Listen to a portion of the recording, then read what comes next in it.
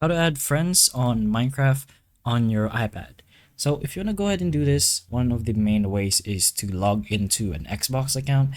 If you do, you'll be able to find a social section, and then you could add your friends from here. You could press on invite to world, but it's mainly done in the main menu. So you can go ahead and navigate yourself there first. Anyways, once you are in your main screen, go ahead to play. So make sure you already log into your account, and then go ahead to your social in the top right corner.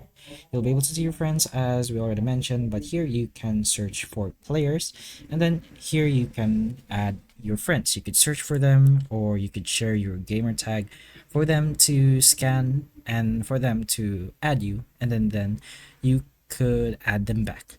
But that's pretty much the general idea on how you add friends in Minecraft on your iPad. So hopefully the information of this video can help you, and if it can, please like and subscribe for more videos like this, and that's all.